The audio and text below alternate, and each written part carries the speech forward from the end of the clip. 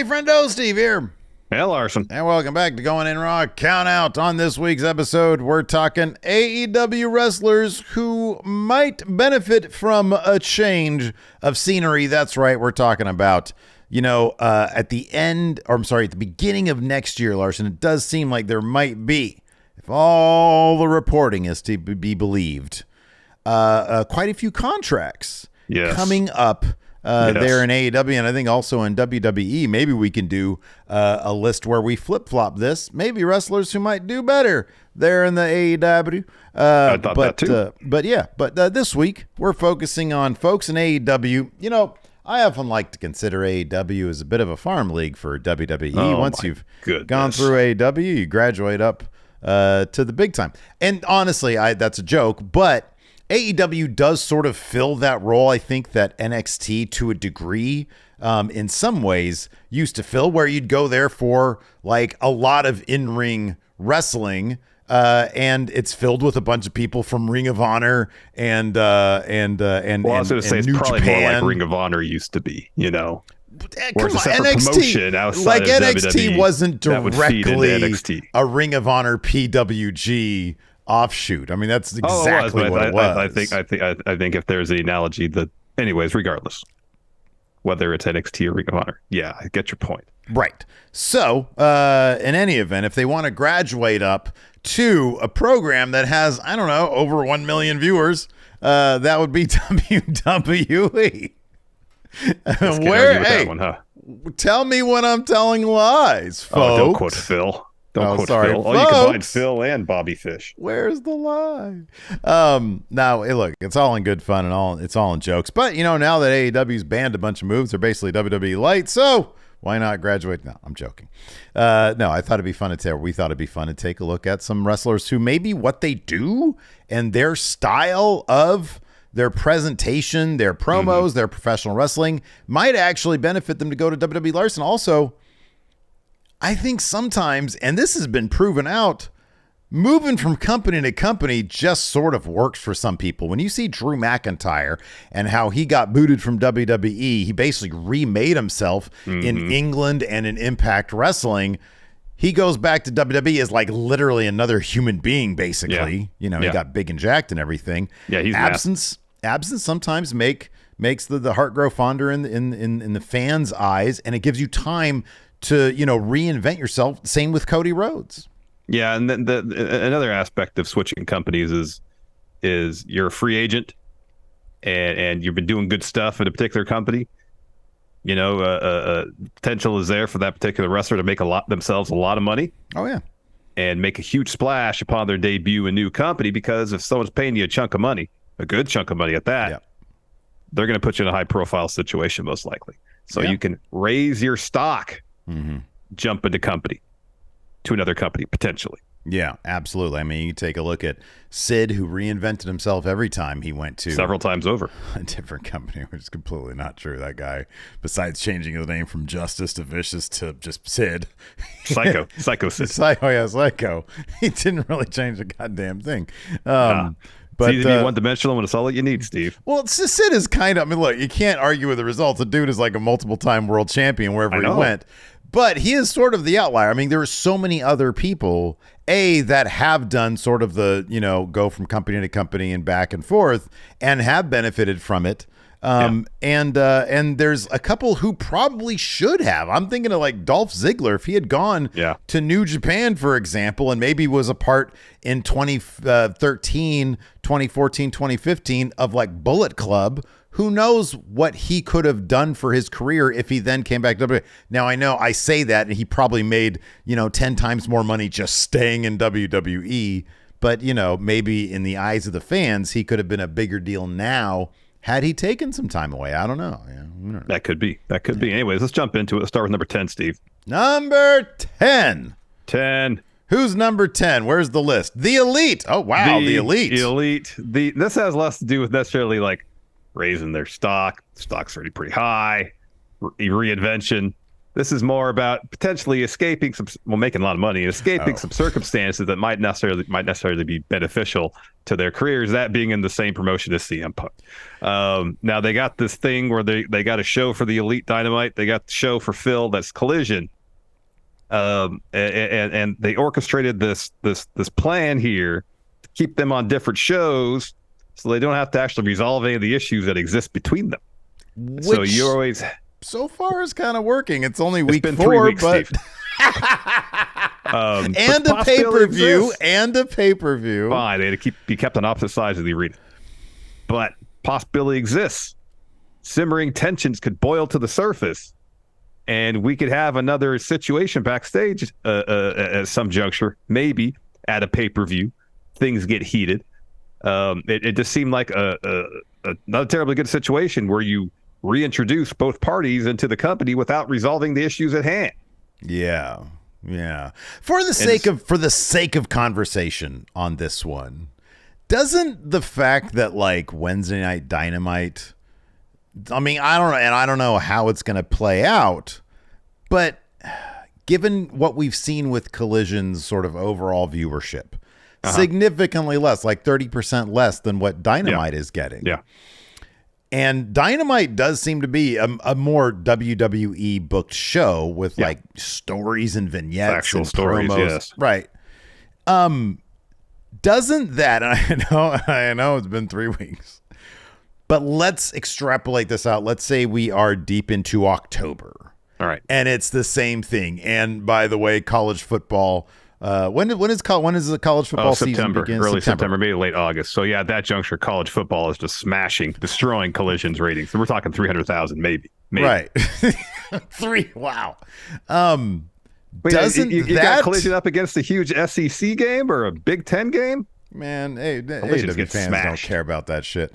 Doesn't that sort of embolden the Elite? Doesn't that say them, he's not a draw? Like, look at us. We're here on Wednesdays. We're holding it down. We're the only thing that's keeping this company alive. And so we're going to get a bigger bag and more control and more stroke. Don't they, in like putting Phil on Saturdays, doesn't that inevitably just gift the Elite kind of whatever they want? In theory. It could. Yeah. But it depends on who Tony Khan sees as the true plus delta of all Elite Wrestling. And if his viewpoint, CM Punk, it ain't gonna be by then. Then he could look at the Elite's list of demands and their contract negotiations and be like, get out the red pen. Exactly. Edit. Well, the main reason, look, let's be honest, the main reason why the Elite should join WWE, well, there's 2 big reasons. Number 1, the money, and number 2, legacy. Now, they might be totally fine, and I imagine they probably would be totally fine being the guys who had those careers, arguably the best careers in modern day wrestling without having done WWE at some time in their popular careers. Yeah. But wrestlers often like to keep that amount of relevance. They want the spotlight on themselves. And what better way to do that than to escape the 800,000 viewership ceiling of Dynamite and go over and make a big splash, especially once Vince McMahon's out of the equation and they have somebody in Triple H who might actually feature them in the same kind of manner, potentially at least a launching pad as Cody Rhodes. Isn't the whole point of the show is to make a case why everybody should leave AEW? You're making a good case of why they should potentially stay. No, I just said the legacy thing and to go to WWE. Oh, no. Yeah, but the legacy thing could apply also to creating a brand new company, the first of its kind in they several did years. that. They did that. They did that already. Then you got to help it grow.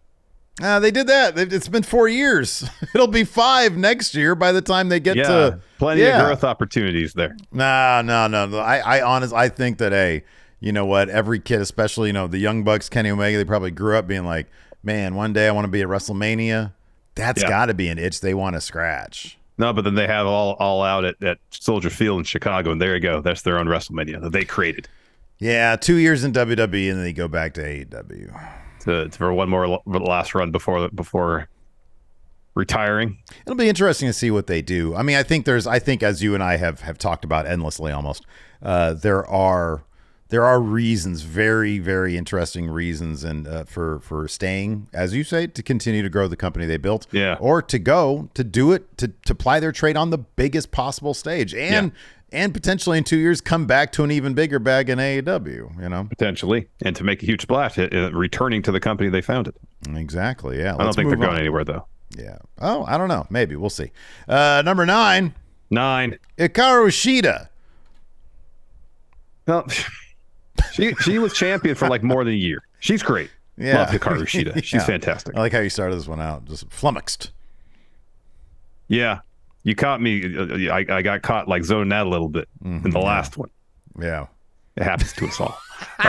Yeah, you're like lambasting me for like, hey, I thought you're supposed to. I'm trying to. I got to refocus here. All right, man. So let's hear it. Because you put HIKARU SHIDA on the list. Let's hear it. Yeah, SHIDA is an exceptional talent. She's fantastic. Yeah. It's one of the best wrestlers in AEW's women's division. Yeah. She's champion for more than a year during pandemic era. So it's not like she hasn't had some measure of success in AEW. The problem is she's hardly on TV anymore. Yeah, right. And I know she still wrestles quite a bit in Japan, but it seems like they have this incredibly talented wrestler, HIKARU SHIDA. And I mean, this is the case with a lot of wrestlers on their roster, and they don't utilize her to her fullest potential in AEW, and they haven't since she dropped that title. Yeah, right. And it's a bummer because she is one of the foundational roster members of that women's division, and she's hardly on TV anymore. I mean, she was in the Outcast story for a little bit. Yeah, okay, so and then was gone. For some reason, I was thinking about this the other night. I don't know. I just stay up, I guess, late thinking about dropped AEW stories. And yeah, right.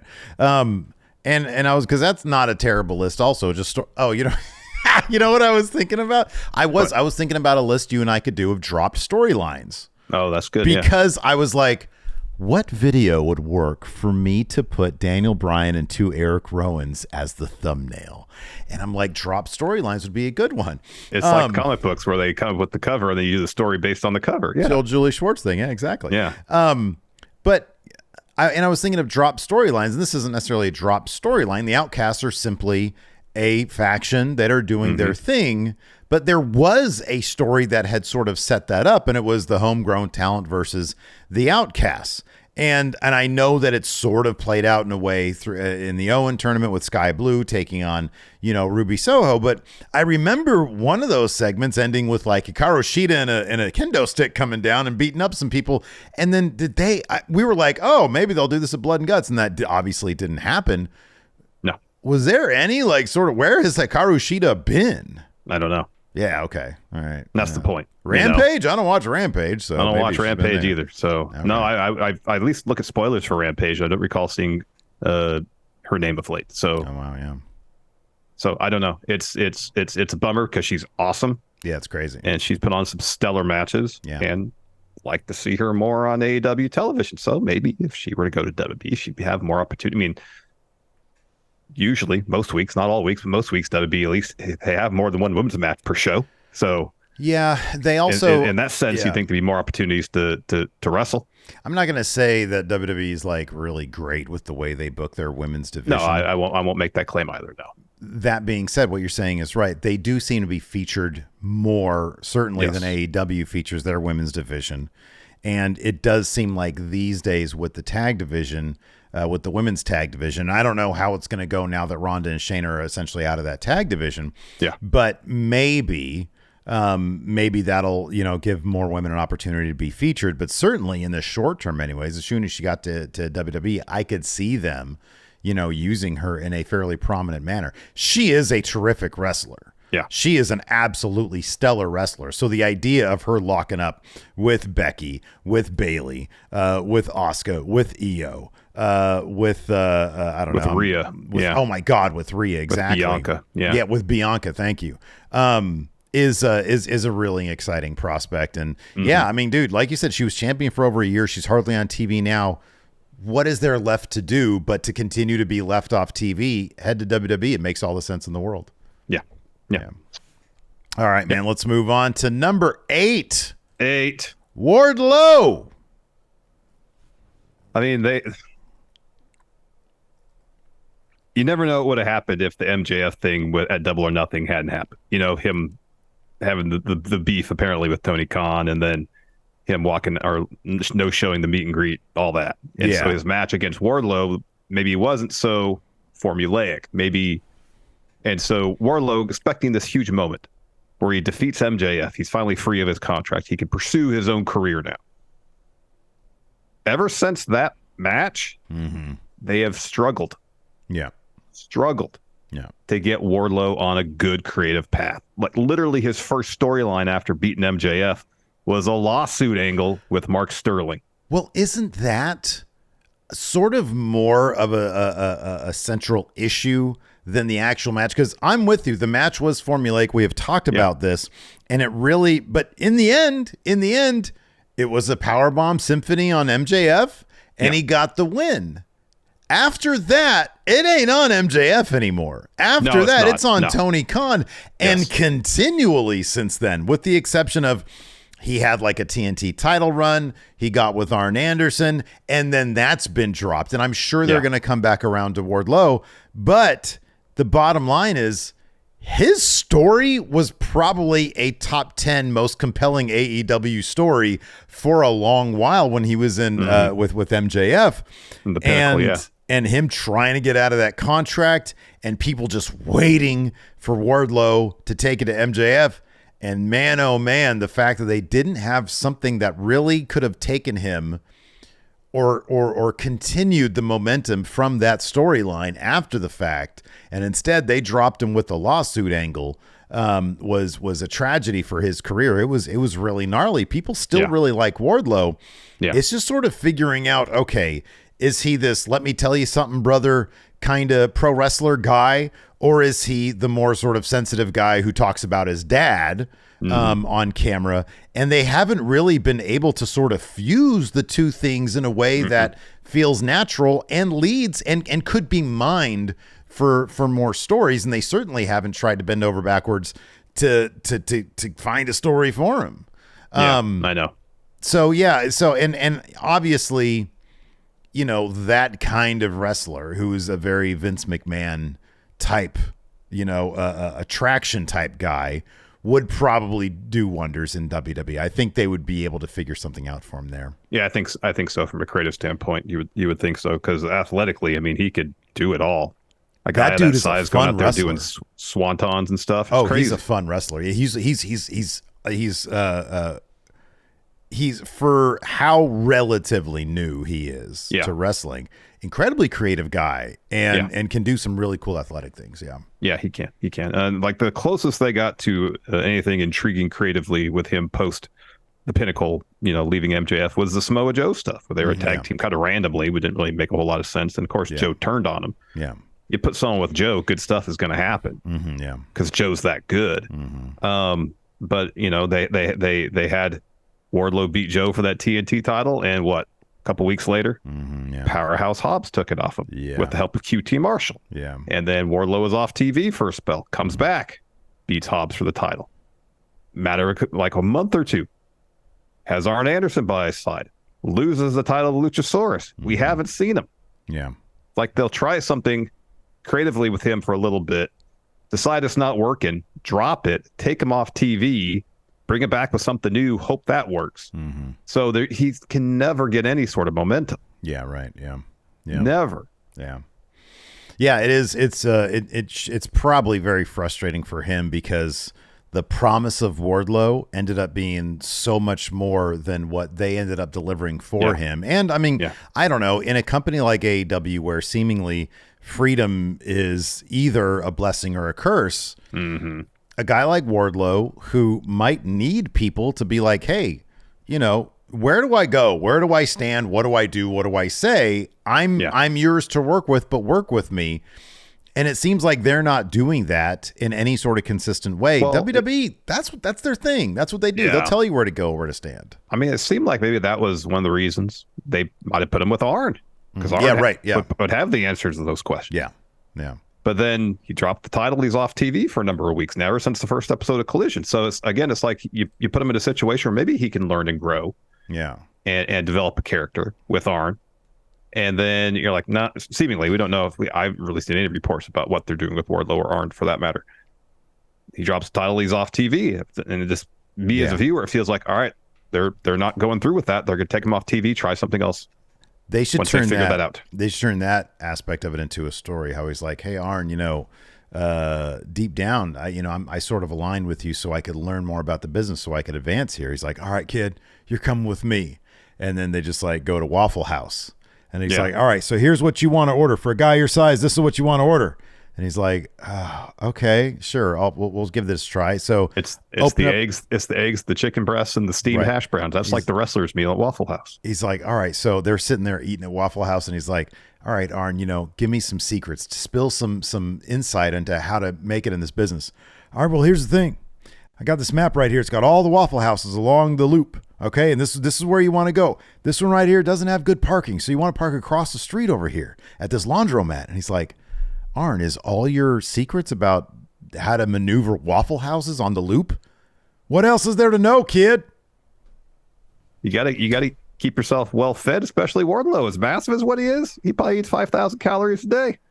Man, he's trying to learn about the business, and he's just learning about the waffle. This isn't diners, drives-ins, and drives.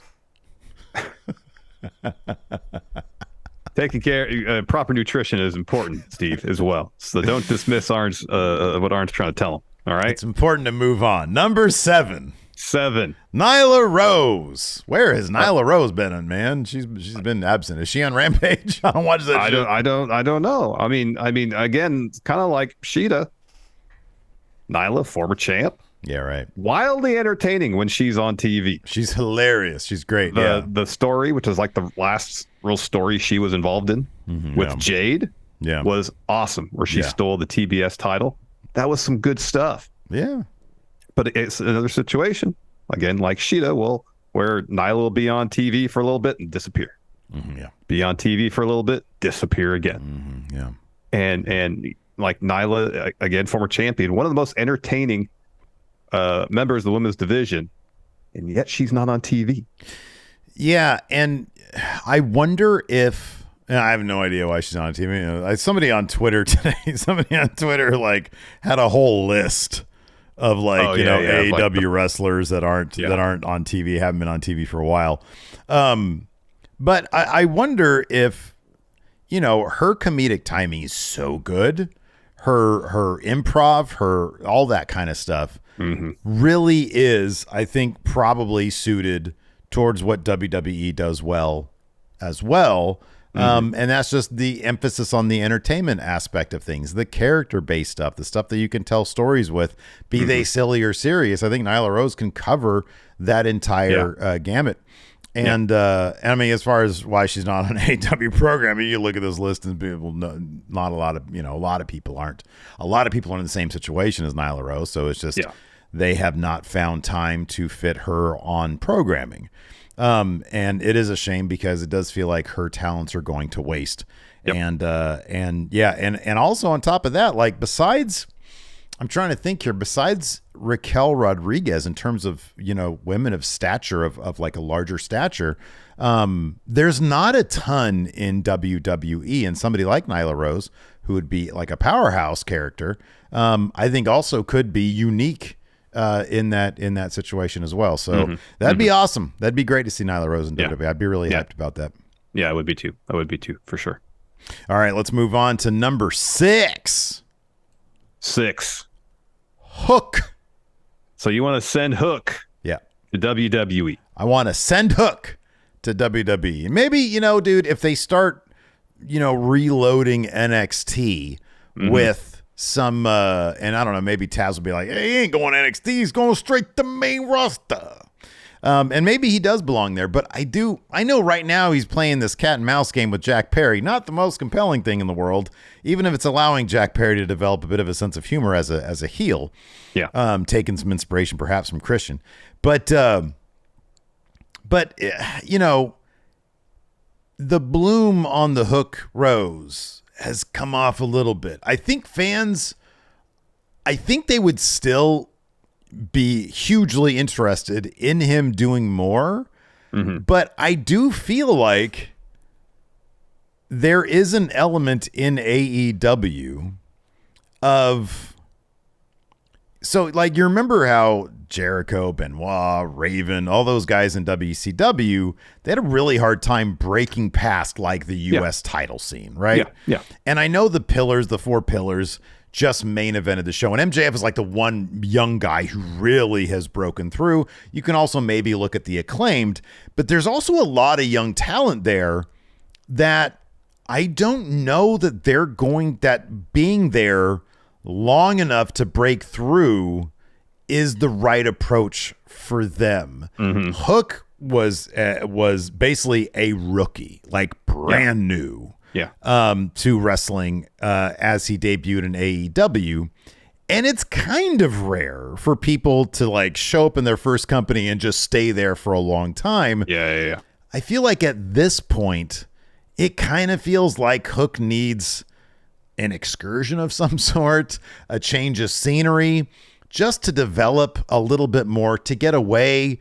And you know, I'll never forget in Chris Jericho's biography, and I think it was the WWE produced one, where he talked specifically about what each territory he went to, what he learned in each one. Yep. And I feel like that's something that might be a little bit lost on the super rookies that, you know, didn't even do the indies. Yeah. And Hook has obviously a fantastic trainer in his dad. And I know there was a rumor like a month ago or so that they might be interested in going to WWE. I think that'd be an awesome move for Hook. I really do. And I know that like in AEW, you have an opportunity to do other things, but I don't really think he does those other things. Like I don't think so either. To Japan or anything. But like, and in WWE, you'd be, you know, in WWE, they obviously don't let you go out and about, but it's a new thing. It's a different thing. It's a different production. And if nothing else, he would be a guy coming from AEW who's pretty hot that they would focus on for a bit of time. Yeah, that's true. You know, and you mentioned him, you know, essentially as a rookie going straight up to AEW main roster. And in doing so, you know, and hats off to Hook, you know, for doing that. I'm not going to begrudge him for making that leap immediately, but you do lose out on going and working in various places around the country and, like Jericho said, learning things. Yeah. Or venturing out and wrestling around the world and learning things. Yeah. And you know, I feel like creatively he hasn't necessarily been helped. He's gotten by on just being Hook. They have yet to really, before now, really get him involved in a substantial story. Right. Yeah.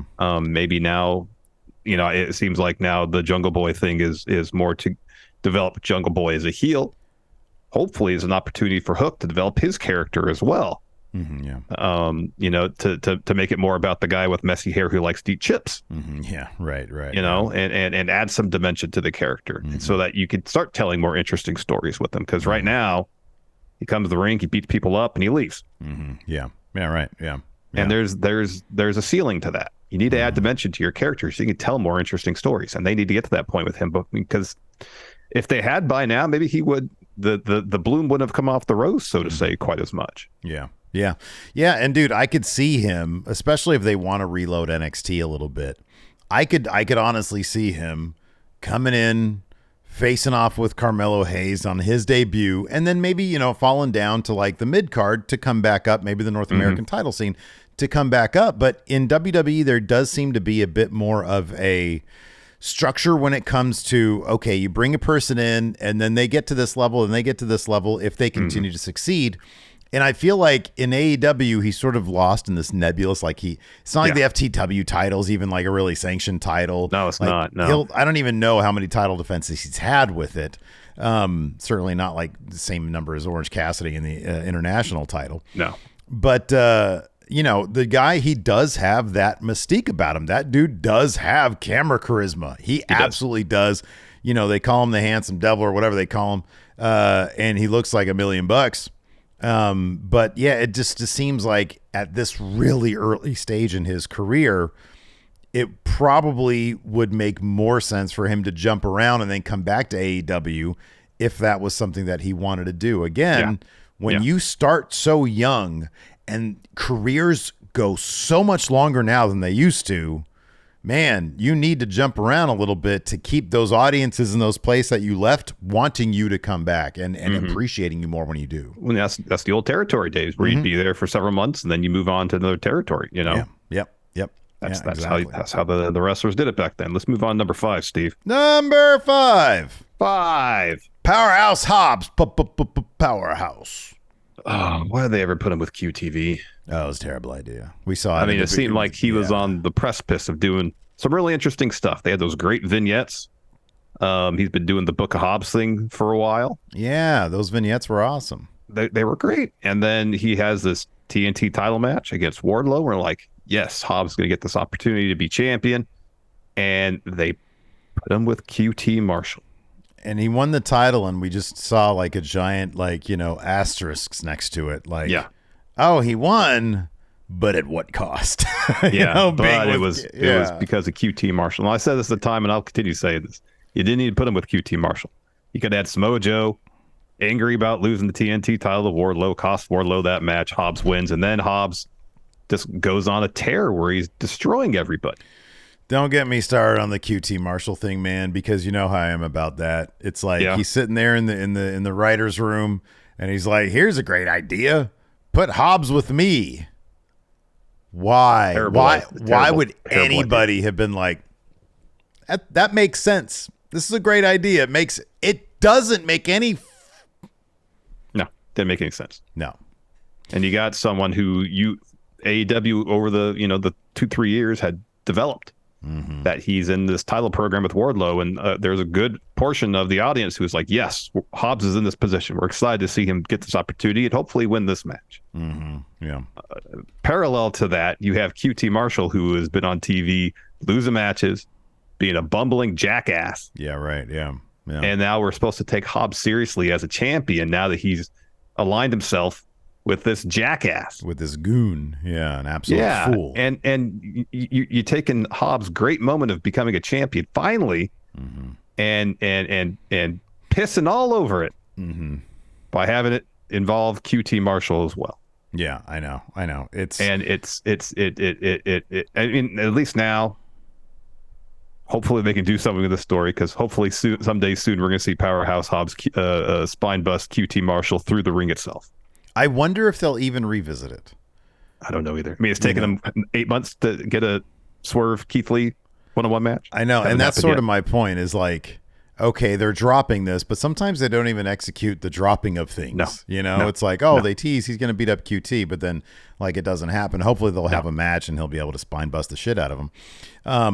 But again, it's a sort of situation where, AEW has, they have a lot of their divisions are sort of either not real divisions. Like you look at the TNT title, it's not a real division. It's not like, what's his face? Sean Spears shows up one day and is like, hey, I want to crack at that title. Yeah. And that's fine. But it's usually like, there are people percolating in a division to get at a certain title. In AEW, there's kind of no structure to it. Well, there's no structure because, you look at other companies, their mid-card secondary titles, you think about them, what they mean. X division title. You know what that means. Yeah, right. Yeah. Intercontinental Championship in WWE has historically been the workhorse title. Yeah, right. Yeah. I mean, titles should have an identity to them. Right. Exactly. Yeah. And in AEW, none of the secondary titles have any sort of identity. Like the international title kind of does now, just because Orange Cassidy's been defending it so much. Right. That's more or less right now, at this moment, the workhorse title in AEW. Whoever beats Orange Cassidy for that title could, if they don't go on a similar run or don't defend it all the time or don't put on continually really good matches, then there's the risk of that no longer becoming the workhorse title. And just as soon as it gets an identity, it could lose it. Yeah, like in WWE, it's pretty easy because there are two split distinct rosters, each with their own mid-card and their world title. And so you can tell it's like, okay, Sheamus. Yeah, I could see him going after the U.S. title. And sure enough, then he has a match with Austin Theory. And I don't know if that's going to be an actual feud or not, whatever. But like you can sort of understand, okay, this wrestler is going to go after this title. In AEW, it's not that. And I thought maybe with Collision, it could turn into that. But I don't know that it's going to. And getting back to Hobbs, it's like, yeah, I don't know where he fits in at this point. You know, he's had the TNT title. People who have had the TNT title either go back and get it a lot or they just don't at all. And I kind of feel like he falls in the latter category. And I don't see him going after the international title. I don't know what he's going to do. So it's possible and maybe even likely that he's simply going to get lost in the shuffle, which means he's not going to be on TV. And I feel like if he went over to WWE, especially if he landed on SmackDown, which there's Sheamus there, but there's also not a lot more going on in that sort of upper mid-card division. I think he would fit in perfect there, you know, going after an Austin Theory, going after the U.S. title, mixing it up with the heavy hitters like a Sheamus. I feel like he would fit in absolutely perfect there. And he'd, again, you know, have time and the ability to develop into a character. Again, coming from AEW, WWE would probably treat him like $1 million at the very least at the outset. Yeah. Yeah, exactly. Exactly. Let's move on to number 4. Lucha Brothers. So what's your take on this one? You put this one on here. I'm curious to see what you say. What'd you say about it? So they're involved. They're on TV actually quite a bit. The Ring of Honor tag champs currently. Just kind of feel like they've already done all that they'll probably be able to do in AEW. Yeah. You know, and it still feels like there's a lot of untapped potential, whether it's as Lucha Brothers as a tag team or Penta and Phoenix as singles wrestlers. That really hasn't been explored in AEW, and I don't think it ever will be. Yeah, true. Yeah, and I don't know the circumstances about that. I don't know if it has something to do with their deals with AAA, whatever. I don't know. But it's a bummer that we never got to see real singles runs for Phoenix or Penta during, you know, the 4 years AEW has been in existence. You look at what Penta did, especially in Lucha Underground. I know the presentation Lucha Underground was different than what we get on WWE or AEW, but from a character perspective and the mythology they were able to create around the Penta character was awesome. His feud with Vampiro was awesome. Yeah, right. Yeah. So, you know, especially with Penta, we've seen really good singles work from him. Yeah, we have. Yeah. And it's a bummer we haven't seen that in AEW, and that's not to say that we would guarantee get to see that anywhere else like WWE. But it seems like at this juncture, it might be more likely. Yeah. It's interesting because they were with AEW from like day one. Yeah. And to see them, you know, obviously they did hold the tag titles there, but having done kind of, like as much like I kind of figured, okay, we're going to get like a singles run. But then over the years, obviously AEW just loaded up on talent. You know, they just started hoarding talent, and all the guys who were there from day one ended up, or some of them ended up getting lost in the shuffle. And now like it's the Ring of Honor tag champions, which I'm sorry is beneath them. I don't even know if I knew that they were Ring of Honor tag champions. Who did they win those titles off of? It was a ladder match. It was the ladder match against who? Like 4 or 5 other teams. Oh, okay. That sounds. Oh, is that the one where Dante Martin broke his leg? Yeah. Okay. I do remember that. So yeah, I mean, I think, you know, putting WWE's production value behind the Lucha Brothers certainly would be really interesting. And what they could do there, you know, I think would be really interesting to see. It's been a while. I mean, I know, well, you got the LWO right now that are really popular. I mean, you could potentially put them with Rey Mysterio or feud with them. Yeah. Either build a faction of their own, maybe bring in Dragon Lee or something like that. I don't know. Yeah, a lot of interesting things you could do with them. Again, they've been in AEW for like all 4 years now. Yeah. You know, maybe it's time for a change of scenery. Could be. Yeah. Could be. All right, let's move on to number 3. The Revolution will be televised. Ricky Starks should absolutely go to WWE. You know, remember when he beat Chris Jericho the first time? Yeah, I remember that shit. And it seemed like, he's on the precipice of a massive push. Yeah, right. Yeah. And then that story was told in reverse. Yeah. And so he was back to square one at the end of that story, basically. Yeah, it was like a Benjamin Button thing. It really was. And whatever momentum he had beating Chris Jericho the first time had completely petered out by the time he beat Chris Jericho the second time. And it's funny because like that feud with Chris Jericho, like with being with Jericho particularly, you know, a lot of people make this weird comparison between Starks and The Rock, and I just don't see it. Besides like some very obvious, and I don't know, like I understand there are some like kind of vague physical similarities, but beyond that, I honestly don't know why people do that. But talking about Chris Jericho being such a sports entertainment type character, I could see Starks doing that. Yeah. I could see him in that same sort of situation. as a guy who it would probably behoove him to reinvent himself from time to time.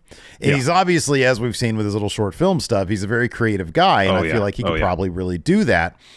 But also just his general vibe. Like, he's on Collision now. And it's like, that's the heavy pro wrestling show. Honestly, the guy, he has a spear for a finish. He's a really good talker. He's got charisma out the ass. He's a sports entertainer. Like, that's where he belongs in the WWE. That's really where he should be. And I honestly think he would absolutely, that was not intended. He would totally thrive there. He really would.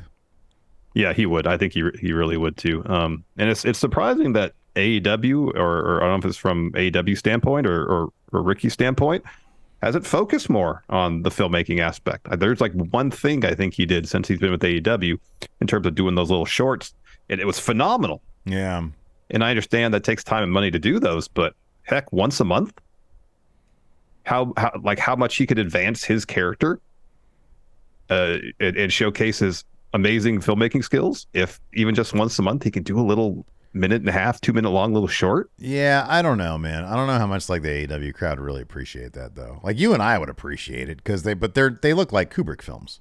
I don't know that this doesn't really fit with what AEW does. Well, go to WWE because I feel like they would embrace that. That's possible. That's totally possible. I think it'd be cool. But yeah, I don't know. I do think that the guy, I think, and another reason why I think of Starks when I think of Jericho and I think of Starks is when you think of Jericho, it's like Jericho tried everything he could to break past that certain ceiling in WCW, you know, the Goldberg, Hogan, Savage, all that DDP, that ceiling, and they just held him down. And it was and I wonder if Starks might be getting to the point where he's like, man, there are too many. It is packed up top. It really is. Really is. You know, between MJF's world title and CM Punk's red sack, there's not a lot to do, you know, just when you're underneath like the top. Like, it's already filled up here with people like Adam Cole, still Kenny Omega, Hangman Page, other guys that are probably going to be competing for the main title besides me. I've already had the TNT title. Like, again, much like Hobbs, where do I fit in even? Like, Punk likes me, but does he like me enough to put me over on Collision? I hope so. Don't know if it's going to happen on Saturday.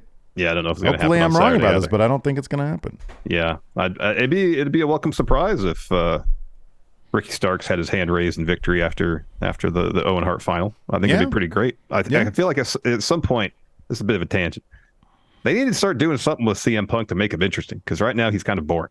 Yeah, and whether that means they have to get him an actual story with an actual like a heated feud, which maybe they'll do with Samoa Joe starting on Collision, or turn him heel. And have him cheat to beat Ricky Starks. Yeah, that'd be good. At some point, they need to figure out what to do with Ricky Starks as well, because it just seems like he's sort of in danger of spinning his wheels, and that might be go to WWE. Let's move on to number 2. Willow Nightingale.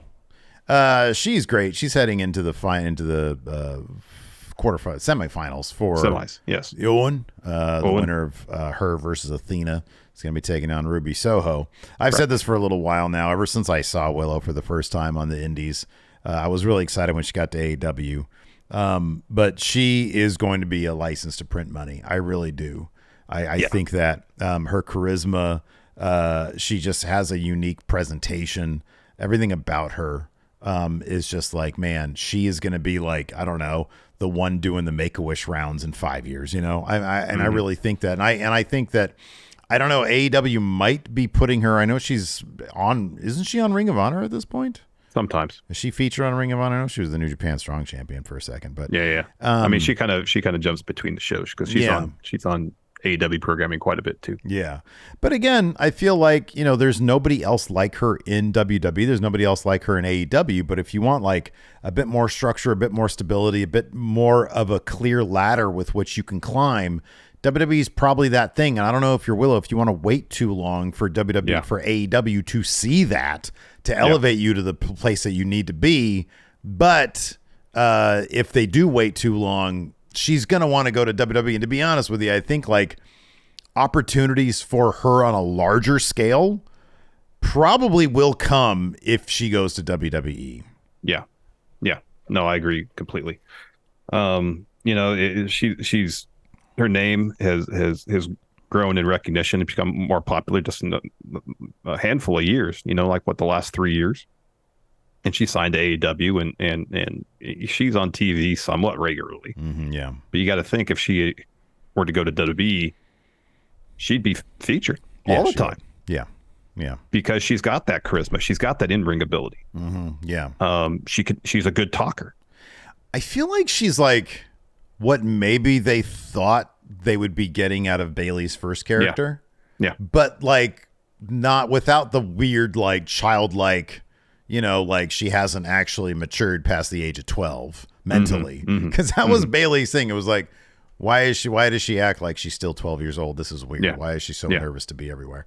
And she has like the big wacky guys in the side ponytail. Wacky, wavy, inflatable tube bend. It kind of didn't make a lot of sense. But with Willow, she has that same sense of, I don't know what you'd call it. The positivity thing, the wonderment thing. But it doesn't seem like it's, odd, bizarre naivete, Yes. So, yes. Yeah. Yes. As I fumble through my words here. Let's move on to number it's one, been a long Larson. day, Steve. I mean, I completely wasn't listening to what you said earlier, so you can fumble through a couple words. It's all good. Well, let's fumble through this last one. Number one. The Acclaimed. Let me ask you something. Let me tell you something. Let me ask you a series of questions. I want them answered immediately. That was leadership capabilities. Were the Acclaimed at one point the most popular act in all of AEW? Yes or no? Should they have ever lost the tag team titles? Nope. No. No, they should. Have they done really anything substantial since then? Nope.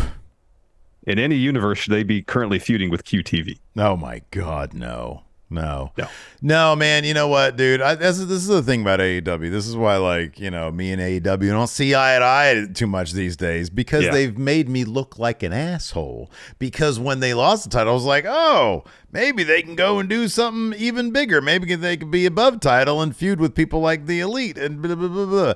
None of that happened. Nope. None of that happened. I look like a royal asshole because of that. I was like, oh man, of course they're going to get these titles back. They even pulled the same thing with the Guns. When the Guns won the title, I was like, oh, okay, so the Guns have the title. They get heat from the crowd. Like they're starting to build that heat up. They got the cool 50 Cent. But the Acclaimed will win them right back. Yeah, right. I know. Yeah. And then it didn't happen. And the same thing didn't happen with the Guns and FTR. They're just sort of sitting on them, not really doing anything. It literally feels like they're sitting on them so no one can see them. I know, exactly. Yeah. And the Bang Bang Gang ain't going to get their hands on him. No, I know. It'd be a good match, but that's no. Bang Bang Gang. Hopefully. Like right now, Chugs and MJF are only hope for anybody getting those tag titles off FTR anytime soon. Yeah. And then hopefully Dax loses his podcasting equipment. But no, let's go back to the Acclaimed. Oh my God. They honestly, like in terms of homegrown breakout stars who easily could cross over into some mainstream shit. I'm talking Practical Jokers appearances, maybe Ghost Adventures. What's the one you like to watch? Secrets of Skinwalker Ranch. Skinwalker Ranch. They could be there. They don't have celebrity appearances on there, though. Well, they will. They could have with the Acclaimed. You're like, hey, alien from potentially another dimension. Yeah, Scissor. Right. Yeah. Yeah. Me, Daddy Alien. Yeah, dude. No, I honestly like. They showed just how over an act in AEW really can be from a homegrown status, not some dude they're just plucking from WWE or New Japan or something like that. Yeah. These guys were homegrown, super over, relevant, vital, and then they just had that plucked away from them, and now they're just taken for granted. They really are. Yeah, they are. I mean, they were selling. I assume they still sell a ton of merch. Probably.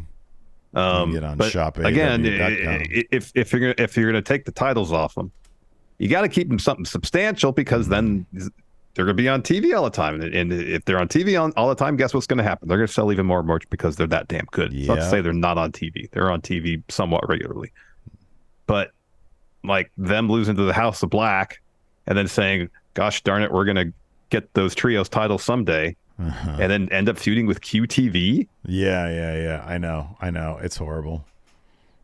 Sorry, I'm looking at the merch right now. It's the new arrivals, not the. They actually did a shirt for Matt Menard and the Butcher. Oh yeah, they were like a team one.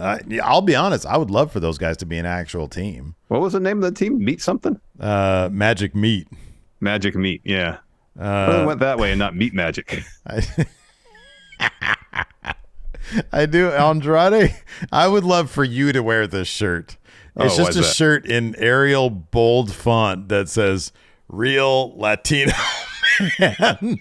It says "Real Latino Man," and in the tiny little box below "Man," it says Andrade El Idolo. People coming up to you like, "Hola, amigo," and you're like, "Yeah, it's hi." This is a punishment shirt. Oh, Jeff Jarrett's got a new shirt.